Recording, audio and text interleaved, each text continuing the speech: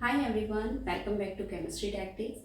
आज हम स्टार्ट करने वाले हैं ऑर्गेनोमेटेलिक कंपाउंड का एक बहुत इंपॉर्टेंट सा टॉपिक। छोटा सा टॉपिक है बट इम्पोर्टेंट है। Exam CSIR NET and GATE दोनों एग्जाम्स के लिए काफ़ी इंपॉर्टेंट है। डायरेक्टली क्वेश्चन ना भी आए तो किसी और क्वेश्चन में उसकी मतलब यूज़ आ सकता है, उसको यूज़ करके हम किसी और क्वेश्चन को कर सकते हैं डायरेक्टली बिना है। तो पहले हम बात कर लेते हैं इस टॉपिक की कि ये है क्या। ये है हमारा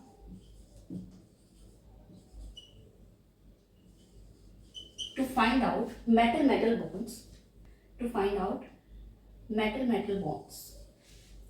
मतलब कि हमारे जो कॉम्प्लेक्स होते हैं, हमारे ऑर्गेनोमेटेलिक कंपाउंड्स होते हैं, उसमें जो हमारे मेटल्स हैं, उन मेटल्स के बीच में कितने बॉन्ड्स बन रहे हैं उनको काउंट करना होता है। ठीक है, तो नंबर ऑफ, इसको हम लिख सकते हैं नंबर ऑफ मेटल बॉन्ड्स, ये फाइंड आउट हमें करना है। तो ये वाला टॉपिक इंपॉर्टेंट है, एग्जाम में आते हैं क्वेश्चंस। तो इसको हम सबसे पहले, तो इसका एक फॉर्मूला होता है सिंपल सा निकालने का, तो हम इसको फॉर्मूले को पढ़ते हैं। तो total number of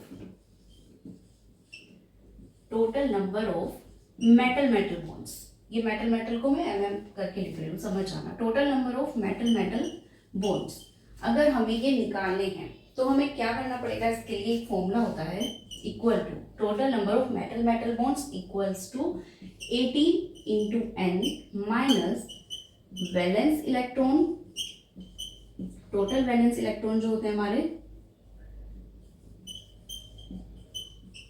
divide by 2, ये होता है। n क्या है यहाँ पर, where n is the number of metals, यानी उस कॉम्प्लेक्स में टोटल कितनी मेटल्स हैं उसको बताता है n। तो ये वाला फॉर्मूला होता है हमारा total number of metal bonds find out करने का। तो हमें क्या करना होगा, हमें कोई भी कॉम्प्लेक्स दिया होगा, हमें उसमें n पता होगा कितनी मेटल्स हैं, टोटल कॉम्प्लेक्स के वैलेंस इलेक्ट्रॉन फाइंड आउट कर लेंगे और इस फॉर्मूले में हमें पुट करना है और आंसर। ठीक है, फॉर एग्जाम्पल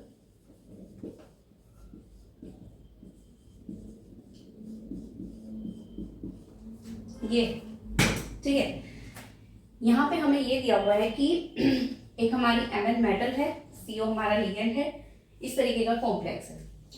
तो इसके अगर हमें मेटल बॉन्ड्स फाइंड आउट करने हो तो हमें क्या करना पड़ेगा, सबसे पहले हमें चाहिए इसके वैलेंस इलेक्ट्रॉन, तो हम कर देते हैं जो ये हमारा है ट्रांजिशन मेटल है हमारी Mn, क्या होता है इसके वैलेंस इलेक्ट्रॉन, इसका जो हम देखते हैं 4s2 3d5, ये होता है इसका लास्ट ज़ीनॉन, 4s2 3d5। ठीक है, ये इसका होता है इलेक्ट्रॉनिक कॉन्फ़िगरेशन। तो लास्ट शेल में इसके आप देख रहे हो 2 यहाँ पर और 5 यहाँ पर, तो टोटल इसमें 7 इलेक्ट्रॉन्स हैं। तो यहाँ पर हम यहाँ पर 7 ही लिखेंगे।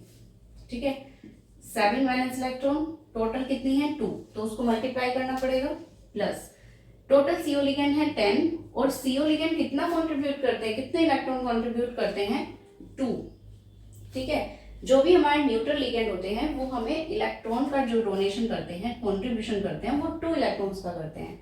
जैसे कि हमारा अगर NH3 की बात आए, PPH3 की बात आए, तो ये भी क्या है, हमारे लॉन पेयर वाले हैं, न्यूट्रल लिगेंड, तो इनमें क्या होगा 2 इलेक्ट्रॉन्स का कॉन्ट्रीब्यूशन होगा। तो यहां से टोटल कितने आए, 14 प्लस 20 इज इक्वल्स टू 34। ठीक है, 34 टोटल हमारे आए यहाँ पर वैलेंस इलेक्ट्रॉन। n की वैल्यू क्या है यहाँ पर, क्योंकि 2 मेटल्स हैं तो यहाँ पर 2 है, तो हम इस फॉर्मूले में पुट कर देते हैं इसकी वैल्यूज को।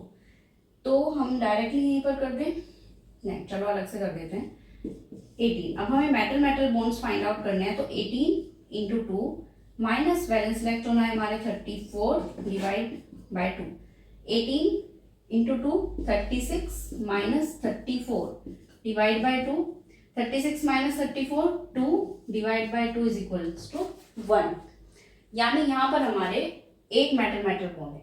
ठीक है, तरीके से एक हमारा यहाँ पर बॉन्ड होगा। ठीक है, तो ये तो हुआ इसका एग्जाम्पल।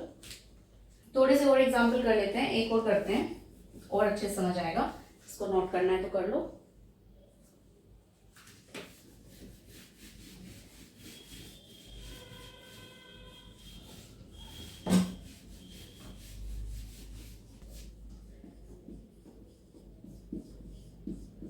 नेक्स्ट हम ये वाला ले लेते हैं।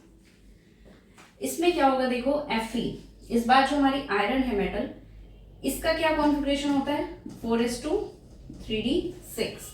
ठीक है, ये पता होना चाहिए। 3D सीरीज जो होती है हमारी, उसमें स्कैंडियम से स्टार्ट होते हुए टाइटेनियम, वेलेडियम, इस तरीके से हमारे होते हैं जिंक तक।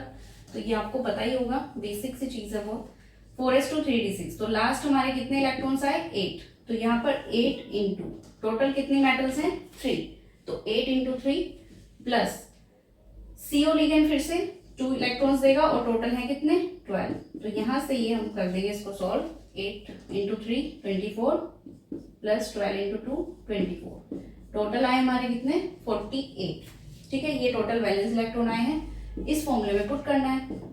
18 इस बार n कितना है यहाँ पर 3, 18 into 3 minus 48 divide by 2, 18 into 3 54 minus 48 divide by 2, 54 minus 48 6 divide by 2 is equals to 3। यानी इस बार जो है हमारे मेटल मेटल बॉन्ड्स कितने हैं 3 मेटल मेटल बॉन्ड्स हैं। तो अगर हम इसकी स्ट्रक्चर देखना चाहें Fe3CO12, तो इसकी स्ट्रक्चर क्या होती है देखो, कुछ इस टाइप से होती है।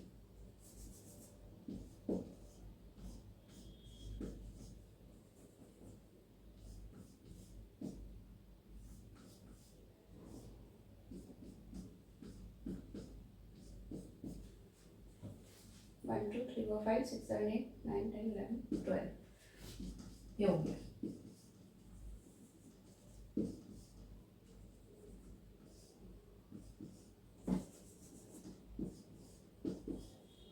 ठीक है, इसमें जो 2 CO लिगेंड होते हैं वो हमारे ब्रिजिंग पे होते हैं इस तरीके से, और बाकी CO इस तरीके से लगे हुए होते हैं। ठीक है, तो यहाँ पर आप देख रहे हो, एक तो ये वाला बॉन्ड, एक ये वाला और एक ये वाला, दोनों मेटल मेटल के बीच में कितने बॉन्ड्स आए 3 आए। ये हमें पूछा गया था कि कितने बॉन्ड्स होंगे, तो यहाँ पर टोटल आए हमारे 3। तो ये तो हुआ हमारा number of metal metal bonds find out करने का एक मेथड।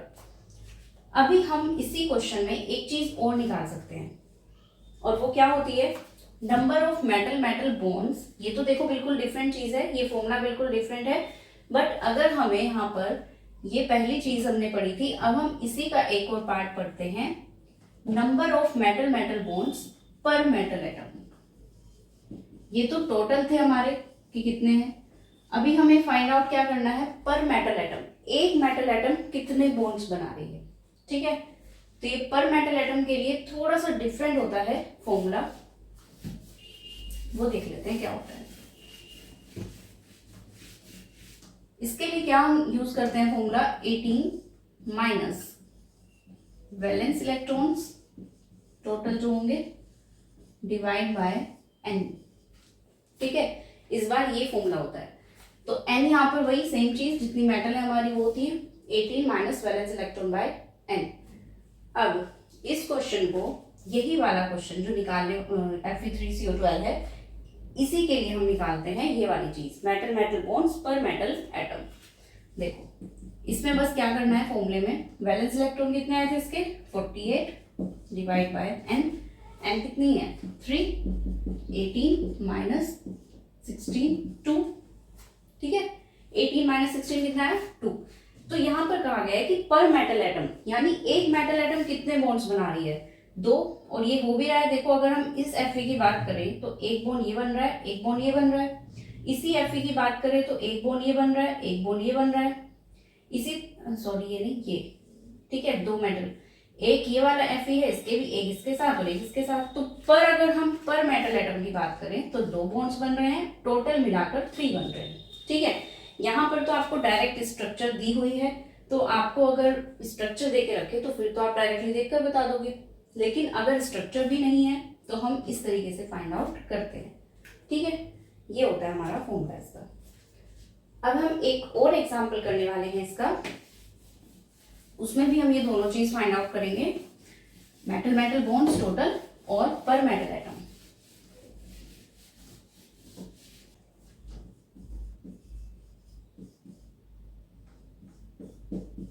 ये वाला Ru3CO2 एल्यूमिनियम। तो यहाँ पर हमें सबसे पहले तो निकालने हैं मेटल मेटल बॉन्ड्स कितने हैं।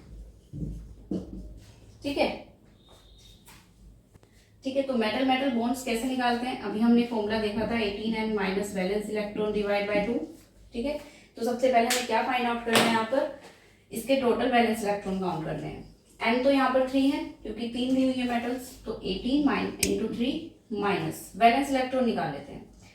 रुथीनियम ये कौन से वाले ग्रुप से आता है, देखो जो आयरन वाला होता है ना उसी में आता है ये, बस ये 4D सीरीज का होता है, ये डिफरेंस है। बाकी तो सेम ही होंगे, चाहे Fe हो, Ru, OS कोई भी हो। तो इसमें हमारे क्या होते हैं लास्ट 4s2 3d6, तो 80 होते हैं वैलेंस इलेक्ट्रॉन। तो 8 इंटू 3 प्लस 2 इंटू 12 48, 48 आया। 48 यहाँ पर पुट करेंगे डिवाइड बाय 2। देखो ये ना सेम वही पीछे वाला क्वेश्चन हो चुका है, क्योंकि हमने पहले लिया था Fe3CO12, इस बार हमने Fe की जगह Ru ले लिया, लेकिन बात तो सेम ही है, तो इसलिए यहां पर भी सेम चीज आने वाली है 3। ठीक है, ओके, ये सेम चीज आ गई। अब हमें क्या निकालना है, metal metal bonds per metal atom, per metal atom bonds. तो 18 minus valence electron 48 divide by 2, sorry 3, 18 minus 16 is equal to 2, जैसे हमने पहले किया सेम ऐसे। ठीक है, तो ये चीज आ गई हमारी। तो इसमें जो मेटल मेटल बॉन्ड्स आए वो 3 आए और पर मेटल एटम 2 आए। जब ये इसके जैसा ही है, सिर्फ थोड़ा सा डिफरेंस है कि ये Ru है या Fe है, तो फिर मैंने ये एग्जांपल ही क्यों लिया है, ये इसलिए लिया है, देखो इसकी ये चीज तो सेम आई है, दोनों में सेम थी, पर इसकी जो स्ट्रक्चर होगी ना वो डिफरेंट होगी, स्ट्रक्चर डिफरेंस आएगा यहाँ पर। अब ये चीज हमें इससे तो पता नहीं चलेगी, इससे तो हमें सेम चीज दिख रही है, तो हम दोनों की स्ट्रक्चर सेम भी बना सकते थे, लेकिन ऐसा होता नहीं है। ऐसा क्यों नहीं होता है, उसका रीजन अभी हम देखने वाले हैं। पहले इसके स्ट्रक्चर देख लेते हैं होती क्या है। तो ये चीज तो आपने देख ली क्या होगी, अब हम इसके स्ट्रक्चर देखते हैं।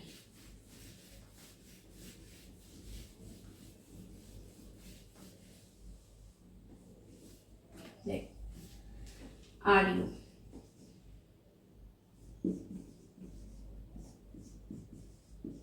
सेम वही 3 टोटल इसके बॉन्ड आए थे मेटल मेटल बॉन्ड्स, ये रहे 1 2 3। पर मेटल एटम 2 आए थे, तो ये भी हमारे 2 2 हैं, हर किसी के पास 2 हैं। अब यहाँ पर जो ये लिगेंड लगे हुए हैं ना 12, ये यहाँ पर कोई ब्रिजिंग वाला लिगेंड नहीं है, बस ये डिफरेंस है इसमें। ठीक है, यहाँ पर भी CO, यहाँ पर भी, यहाँ पर भी, हर जगह आप देख रहे हो कि ये हमारे टर्मिनल पोजीशन पे हैं, कोई भी हमारा ब्रिजिंग पे नहीं है।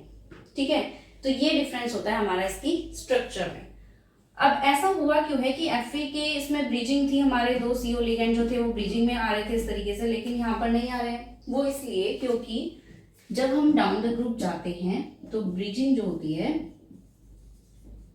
ब्रिजिंग की जो टेंडेंसी होती है, ब्रिजिंग टेंडेंसी डिक्रीजेस,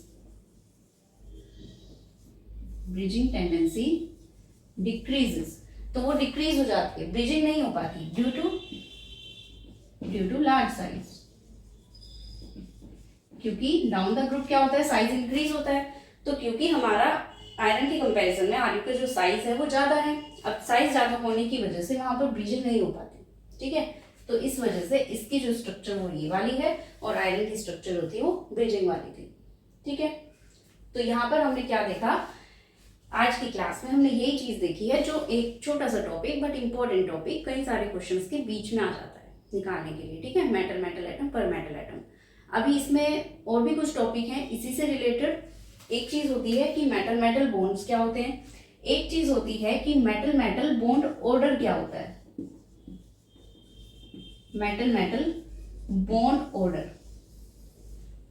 अब ये मेटल मेटल बॉन्ड ऑर्डर क्या होता है, ये डिफरेंट होता है इससे, लेकिन किस तरीके से डिफरेंट होता है ये हम नेक्स्ट क्लास में देखेंगे। Okay, thanks for watching and keep learning.